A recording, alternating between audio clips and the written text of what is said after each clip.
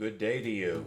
This is Galactic bringing you the first in a series of 10 to 15 minute videos to cover the subject of Imaginarity. At face value, quite a daunting term. Science is responsible for pushing back the bounds of invisibility and Imaginarity. We are now able to conceive of gravity as having a substantial reality. It is a force, but it is invisible. It cannot be said to be imaginary.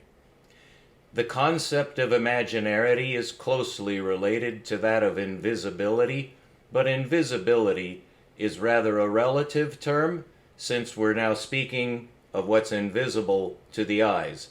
Somewhat redundant. However, in science, we are capable of seeing without necessarily being able to see with our vision. Gravity and magnetism are perfect examples of this.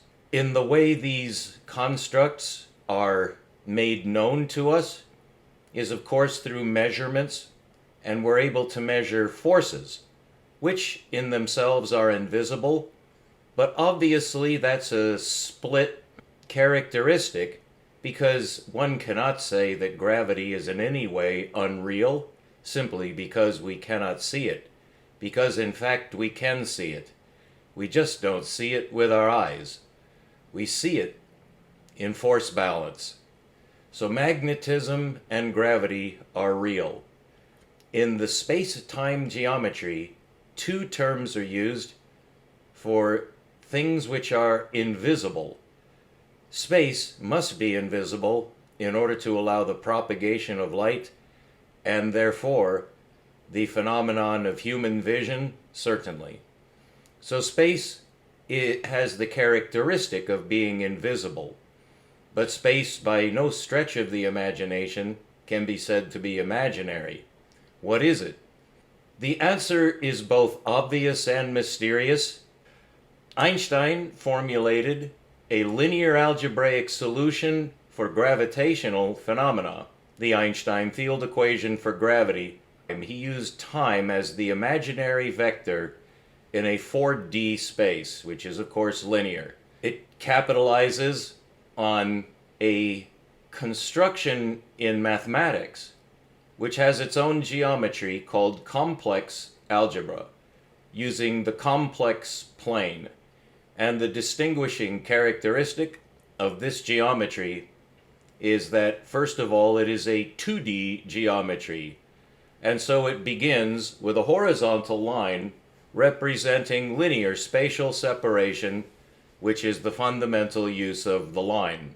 From there, in traditional geometry, the second step is to draw an orthogonal line. We call these the x and y axes of flat space. Since it has a linear basis, the resultant space is square. So it's basically squared space, and this is where we get all of our squared terms, such as c squared. The speed of light squared has to do with this geometry of 2D space. But in complex geometry, the vertical axis is no longer linear. It uses a special basis number that is not 1.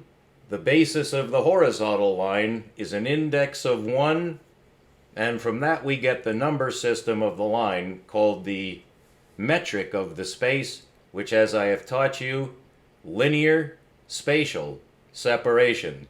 So what is the vertical axis, which, as you know, is indexed on the square root of -1?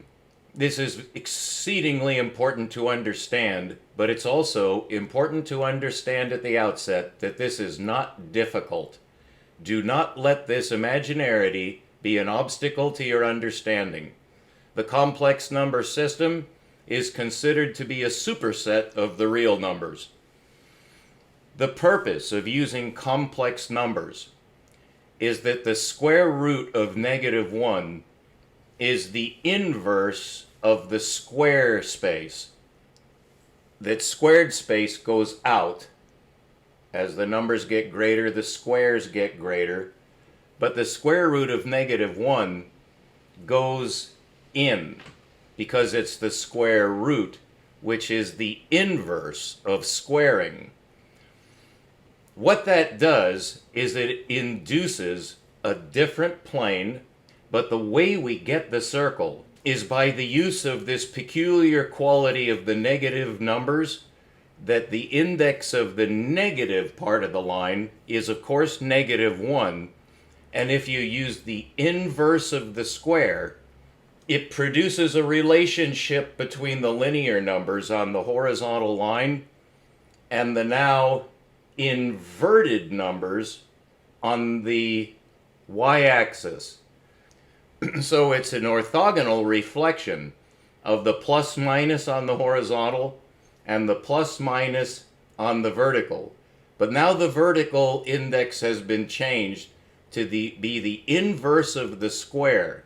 So to the proportion, as that would be squared, you can use the imaginary so-called inverse of the square to get a reciprocal or an inverse relationship. You utilize a special conjugate algebra, utilizing multiplication, strict and simple.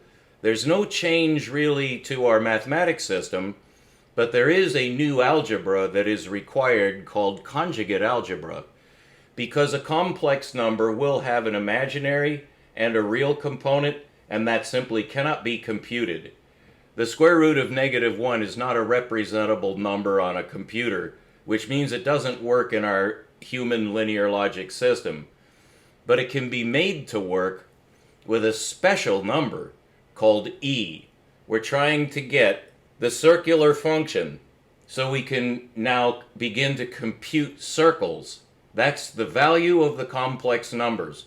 And by parameterizing the plane with a I-indexed axis, you can use the function e to exponentiate pi. Pi is this semicircle.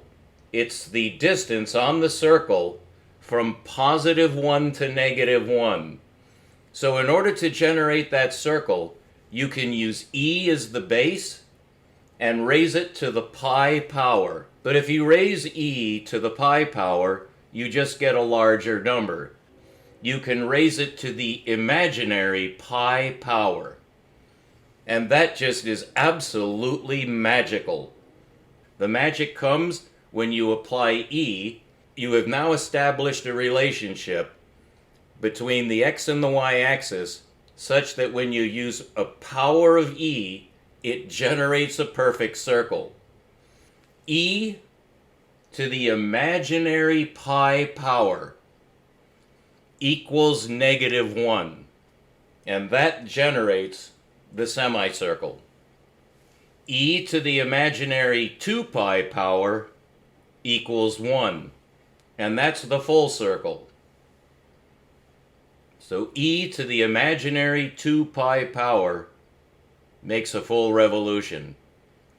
And Einstein capitalized on that imaginary relationship between the x and y axis to orthogonalize time with space, making time imaginary.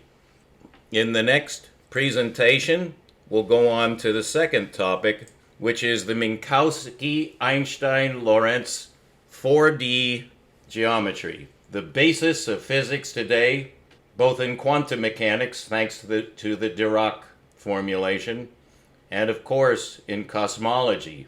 Thank you for tuning in. I hope your appetite is whetted for more. By the end of this series, you will have a fully serviceable insight into time-space geometry, which we are going to reformulate correctly in spheric space. I hope you stay tuned. Keep looking up. This is Intergalactic.